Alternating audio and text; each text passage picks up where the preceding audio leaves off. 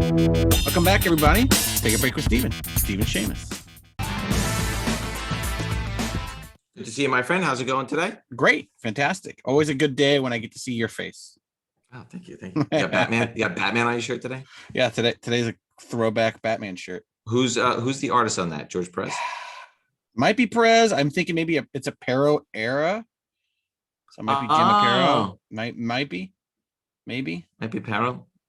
That's a good guess. It's a good guess. I thought you knew. He's one I of my thought favorites. the autograph. No, there's no auto.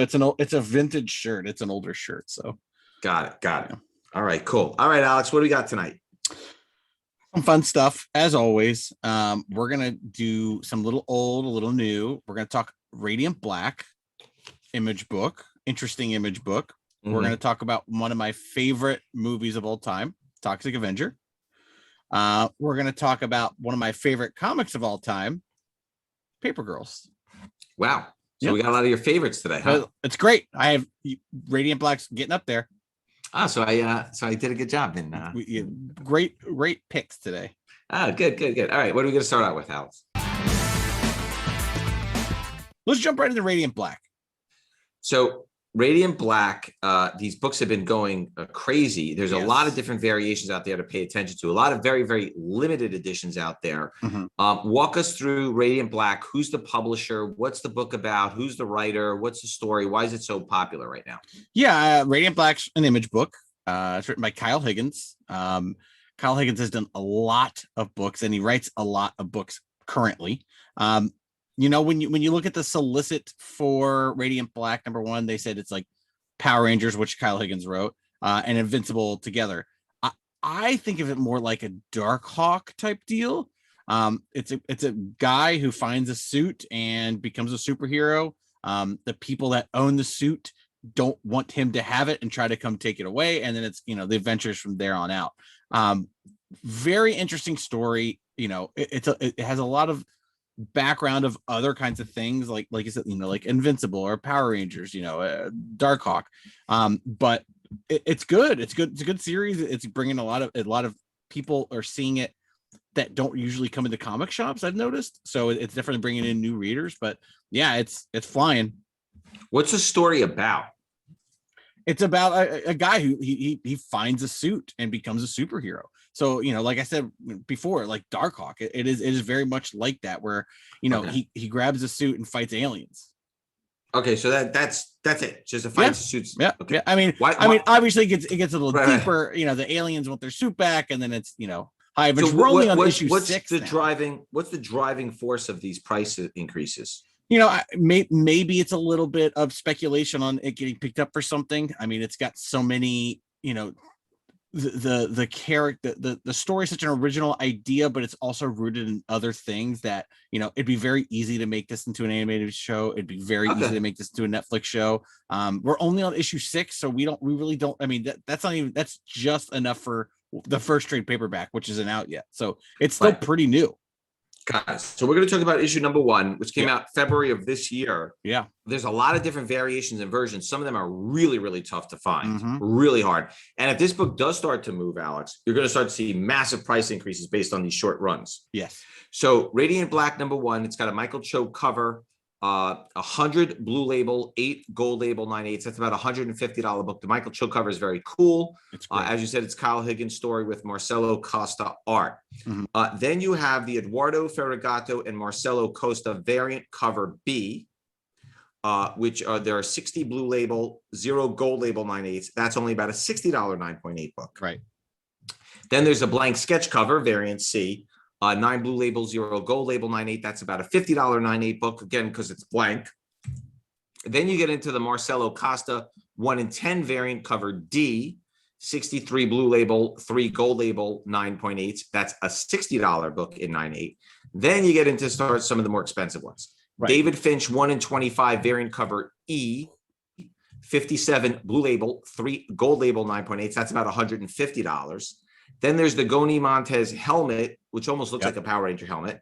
1 in 50 variant cover F, 43 blue label, 19 gold label, 9.8. That's a $200 to $250 book.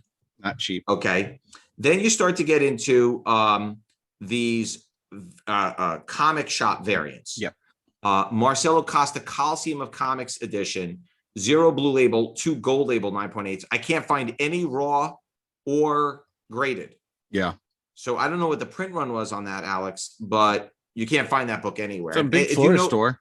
So that's what I was gonna say. Coliseum of Comics. Yeah, it's a big Florida store. So I mean, they have a handful of locations. So you'd assume that each location got a bunch. So maybe they're just on the market. Everybody's holding on. Yeah, to you know them. what? Maybe if they ordered the 500 run, maybe they spread them out in their stores. So if they only put like if you like you said they had a bunch of stores and they put 100, 150, 200 copies in each store, then they probably could have sold out, right? Yep, sold out, and then everybody's just holding on to them because they like them. Right. Then there's the Sahad Shah Comic Kingdom Edition A, which is 9 blue label, 0 gold label 9.8s. That's about $175 book. Only 500 produced of those. Yep. Then there's a Sheldon Becker Comic Kingdom Edition B, 12 blue label, 0 gold label 9.8s. That's about $175. Then there's the David Finch Foil Edition A. This thing's cool. 1 blue label, 15 gold label 9.8s. That's 100 to 150 raw. There's only 275 comics made of that one, Alex. So that one you can't find anywhere. Yeah. Then there's the Tyler. There's not more CGC. Then there's the Tyler Kirkham Comic Vault Live variant cover. Where's Comic Vault? Do you know where that store is?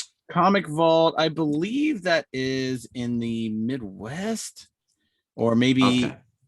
Yeah, I'm not sure, but it's a good store. I've heard of them. They've done a lot of stuff in the industry. Okay, so there's 25 blue label. And Pennsylvania. Yeah. Pennsylvania. Okay, there's 25 blue label 9.8, 0 gold label 9.8s. That's $150 to $200 book. It's got a silver foil cover, limited to only 225 copies, Alex. Then there's Aaron Bartling Out of the Vault edition. I don't know where Out of the Vault is. Limited to 700 copies. 27 blue label, 17 gold label 9.8. That's a $75 book.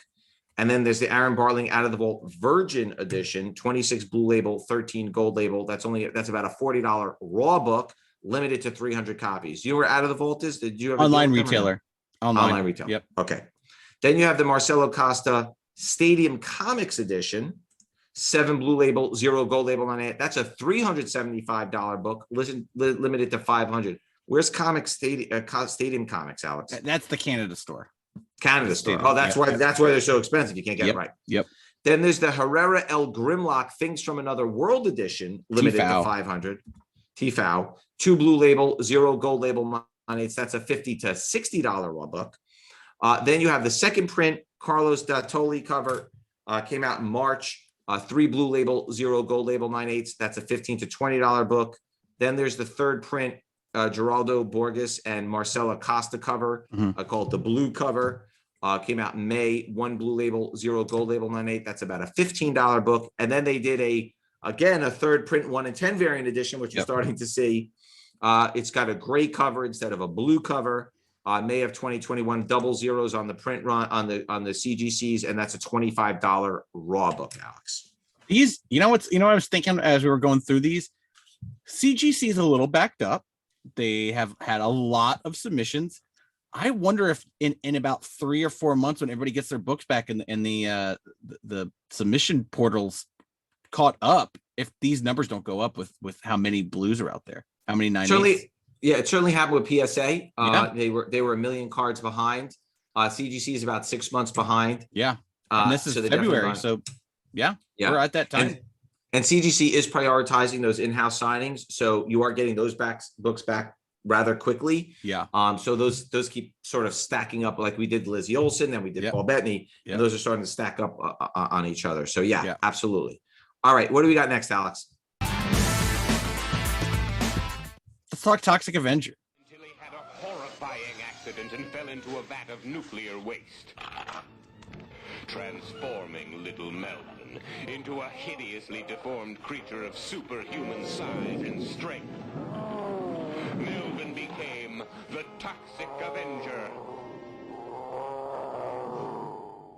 One of my favorite movies as a child. I don't know why. Weird for kid. Some reason, this book, maybe it falls in the nostalgia category. You're seeing it with the sports cards, the nostalgia category stuff that people collected from the 70s and 80s babies. I see it with myself, like cards that I owned in the 1980s that all of a sudden I want to go back and buy. Yeah. Remember, if you had a card that may have been $10 or $20, and even if it's $75, even though that a four-fold increase, spending $75 is not like, oh my God, I'm breaking the bank, right? And you're starting to see that with a lot of these kind of books.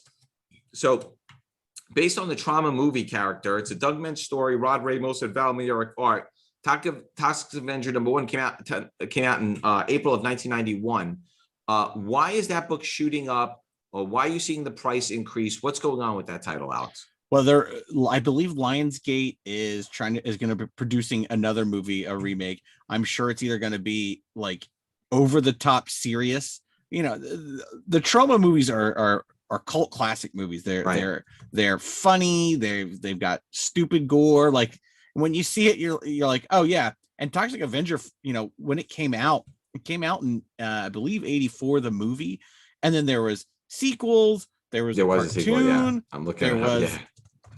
There was a musical, and the funny part, like the sequels 2 and 3 were shot at the same time because they shot too much film for the sequel that they had to cut it and make it 2 completely separate movies. Like this franchise is crazy. And again, it's an 80s cartoon, the Toxic Crusaders. So, you know, everything, like you said, is coming up nostalgia. Plus, these are books that, you know, we always say the word kicked around in dollar boxes. These were dollar box books forever. And now people are, you know, they want a high grade. They're like, oh, I want that.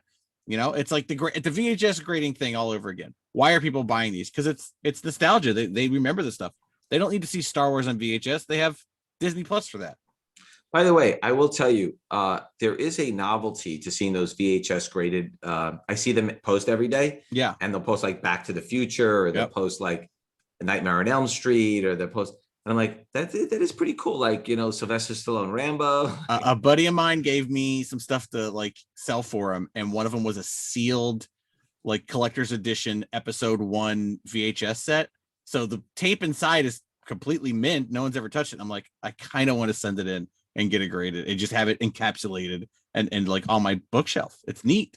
Yeah. The movie that I most remember when I was younger on VHS was the movie that everybody had to see was Rambo First Blood Part 2. Yeah, First Blood. Yeah. That I don't know that people understand like how big that franchise was when First Blood came out. And First Blood was under the radar, and then it came out, and then it became this huge movie. And then when Rambo came out, it was like, forget about it. Yep. Yeah. It's again spawned I don't know how they did it, but it spawned a cartoon. It spawned a child's cartoon. Rambo did. There's a Rambo cartoon? There was very short-lived Rambo cartoon. I had the Nintendo game. It was terrible. That's a tough sell, a Rambo cartoon, I would think, right? They made it. Yeah, I'm sure they kidded it down. I don't remember it, but I'm sure there was a kid sidekick, and it was based around the kid sidekick. It has to be.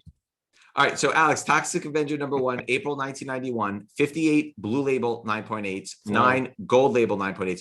It's about a $500 to $600 book now. And going back to what I said about pricing, it was only a $200, $250 book a few months ago. Yeah. So again, you're starting to see these nostalgia things on the rise. Yeah. People look, I see it with the baseball cards. I see it with those VHS tapes, and you know, VHS does sort of, you know, next thing it hits that spot. It hits that sweet spot in your brain. Alex, I threw away all my CDs. Yeah, and all of a sudden, everyone's never go. No, CDs are not going to be worth money. I put the gauntlet down. I threw away hundreds. I threw away hundreds. Why would you? If they're worth money, I'm going to be very upset because I really threw away everything. I doubt it. Hopefully. Okay. All right. Alex's pick of the week. What do you got for us? I think this is going to be a shared pick of the week because we were both talking about it. King Spawn #1 is a future pick of the week because there is a 1 in 250 variant, and the only way to get that cover is signed by Todd McFarlane. It's a Todd signed only book. So it was very clever of Todd. They did a good marketing push on it. What's interesting is that you have to buy 250 copies, but the retailers are basically just selling the book. Yeah. But they're selling it based on you having to buy 250 copies of the book. So the retailers are pretty savvy out there, right? They're like buying all these books and they're basically just going to keep the books, I guess, or try to sell. These are $8 cover price books. So it's not like a cheap book at all. So if $250 $8 books. So if expensive. I called Midtown and I said I want to buy 250 copies, would they sell me the promo and the book at the discount, or would they Sure. sell them separate? Do they ever do that? Do they bundle? Maybe. If you, I mean, again, you could do the math. What's $8 times 250? That's a lot of money. I'm sure they would help you out. That's full cover price. That's they're full not gonna cover. charge you full True. cover. 15% Right. off, maybe 10. Okay, I see retailers selling the signed copies for $600 to $700, which means that if the retailer is getting on average, let's say 50% off, Right. it means they're paying $4 a book times 250. They're paying $1,000 and they're selling these books for 700. So I don't know that that makes any sense, but I guess get the books. You assume, you books. assume you're still going to sell at maybe half the books at cover price, and that's where you make your kitty. Right. That's where you make your money. And a number one Spawn on the shelf for a couple months, you'll do okay. Right. Okay. So every book is going to be hand signed by Todd. Yeah. Also, CGC for the first time is going to accept the book. If you supply them the book with the coupon that comes with the book, they will accept that as signature series. So they're doing that, which is very, very cool. And you will get the yellow label. So it will be interesting. And then Todd is adding that to his do not sign list, which he has, which means he will never sign that book ever again. That's it. So if someone somehow from the printers, some of those books sneak out, which, who knows if that could happen, that's it. He's not going to sign it. And he does have books he won't sign. Yeah, I think there's a few books that Marvel reprinted or something or other that put his cover on it, and he's just decided not to sign it. I know I sort of infringed on your Alex's pick of the week space there. No, but I mean, it's a very interesting thing, and it's a thing that Valiant did it a couple of years ago with one of their books where the only way to get that virgin cover was a signed copy. So CGC let them do that. Which book was that? It was Secret Weapons #1. There was the only way to get it signed by the author was a virgin cover. The only covers that exist are signed. If it's a cover and it's not signed, it was supposed to never get out. So, this could be the future for these big books. I mean, Berserker did it with the 1,000 copies. I like it. It's interesting. Yeah, look, I mean, it's a good way to hit the charts, right? Yeah. It's a good way to sell the books. And if you do the math real fast, 250 times 250, if he's limiting it to 250 books, let me pull out my handy dandy calculator, Alex. If there's 200, if it's 1 in 250 and it's 250 signed, that means he's going to sell 62,500 copies just to retailers ordering it in increments of 250. Right. Not even a retailer like a Midtown that would go 2,000 probably. Right. And some retailers who are never going to hit 250, right? They'll order 50 copies or 30 copies or 80 copies. So yeah, he's like basically guaranteed himself 62,500 copies for sale, which I agree with you. I think it might be the future. I mean, there's not that many artists whose autograph is worth it. I mean, Todd is one of them. Jim Lee is one of them. Joe Quesada is one of them. Sure. So I think those guys can pull it off. I don't know that you could pull it off with Secret Weapons, but I think on the other ones, you could certainly pull that off. Definitely. All right, Alex, what are we closing with today? One of my favorite BKV books, Paper Girls. Yeah, so this kind of hit me out of the blue. I wanted to talk to you about this. I figured it would. I know you love Brian K. Vaughan. Talk a little bit about the story, the characters, Erin Tiang, Karina K.J. McKenzie, Matt Coyle, and Tiffany Quilkin. What is Paper Girls about? Paper Girls is about a group of paper girls who are paper delivery people. And then one day, issue 1, surprise, they essentially get sent to an alternate reality and in the future alternate reality type deal. And it's them just trying to get home and, trying to figure out what's going on. They run into future versions of themselves. There's aliens and backwards talking people. It's a great, fun book. And Cliff Chang's art. I mean, I love Cliff. I would read pieces of Cliff. Yeah, I would read anything he does. So I loved Cliff's. My favorite Cliff run was on Wonder Woman. Oh, that's good stuff. Yeah. And he did a couple of those bondage covers, which are very popular. Collectors really like the bondage covers. I know it's kind of funny to say that like that, but that's a big people thing. Wrapped up. Yeah. Yeah. So why do you like the book?